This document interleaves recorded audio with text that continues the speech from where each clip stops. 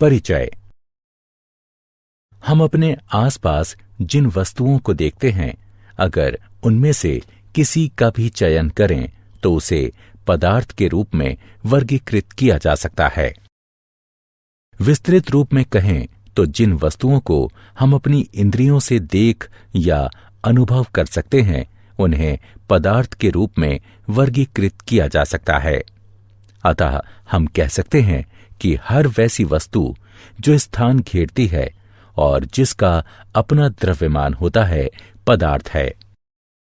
Cake का टुकड़ा, पत्थर, किताब, दूध, गुब्बारे आदि सभी स्थान घेरते हैं और सबका अपना द्रव्यमान होता है। इन्हें पदार्थ के रूप में वर्गीकृत किया जा सकता है। पदार्थ की 3 अवस्थाएं हो सकती हैं: ठोस, द्रव और गैस।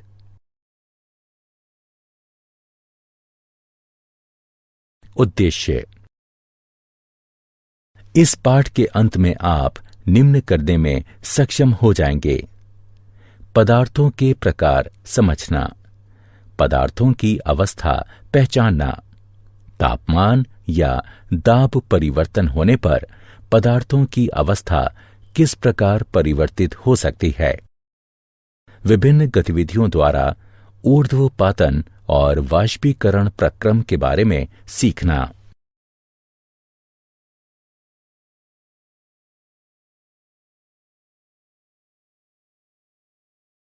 पदार्थों का भौतिक स्वरूप।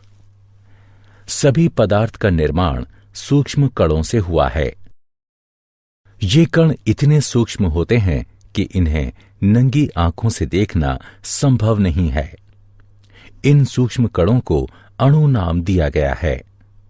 ये अणु और भी सूक्ष्म कणों से निर्मित होते हैं, जिन्हें परमाणु कहा जाता है।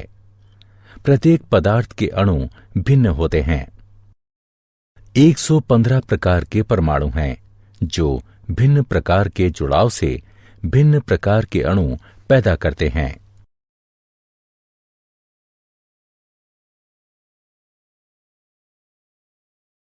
पदार्थ के कणों के अभिलाक्षणिक गुण।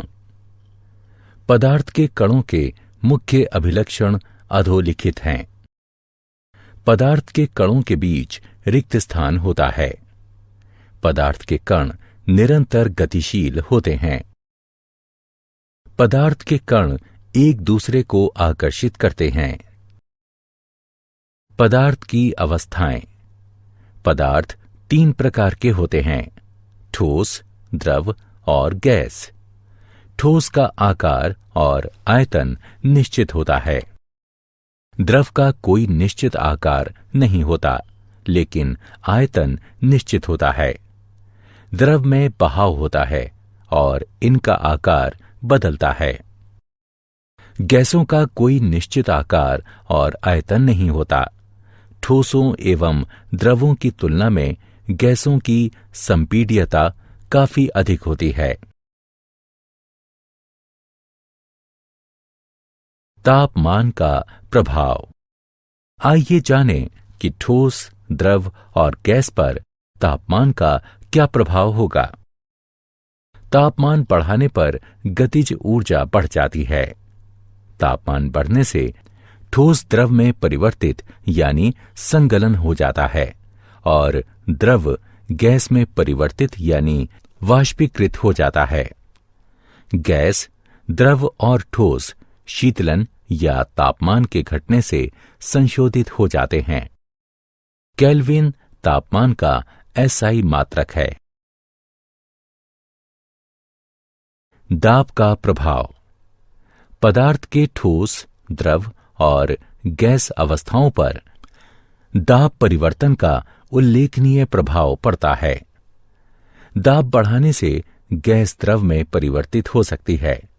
इस प्रक्रम को संघनन कहते हैं। दाब बढ़ाकर द्रव को ठोस में परिवर्तित किया जा सकता है। इस प्रक्रम को ऊर्ध्वपातन कहते हैं। इन अवस्थाओं को शीतलन से या तापमान को घटाकर पुनः परिवर्तित किया जा सकता है। क्या आप जानते हैं, हमारे ब्रह्मांड में कुल मिलाकर पदार्थों की 7 अवस्थाएं हैं। गैस से ऊपर पदार्थ की चौथी अवस्था प्लाज्मा है। प्लाज्मा आयनित गैस है। ये एक ऐसी गैस है जिसे एक बिंदु तक अत्यधिक गर्म करने पर इसके कुछ इलेक्ट्रॉन अपने केंद्रकों से टूटकर दूसरे केंद्रकों से जुड़ जाते हैं। तारे प्लाज्मा से बने हैं और आग प्लाज्मा है। प्लाज्मा से ऊपर पदार्थ की 5वीं अवस्था किरण है। किरण और दूसरी पदार्थ की 4 अवस्थाओं में अंतर यह है कि ठोस, द्रव्य, गैस और प्लाज्मा के कण हर दिशा में गति करते हैं, जबकि किरण के कण तालमेल से एक दिशा में गति करते हैं। इन 5 पदार्थ की अवस्थाओं से अलग एक अवस्था ऐसी भी है जो इन सभी अवस्थाओं से नीचे है। ये अवस्था है शून्य पदार्थ की अवस्था। शून्य पदार्थ की अवस्था BEC या बोस-आइंस्टीन कॉन्डेंसेट के नाम से जानी जाती है।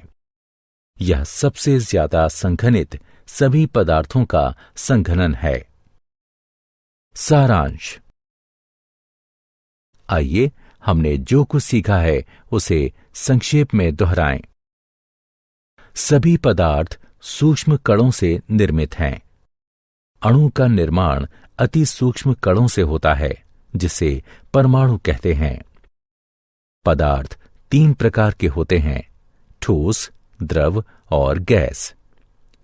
ठोस का निश्चित आकार और आयतन होता है।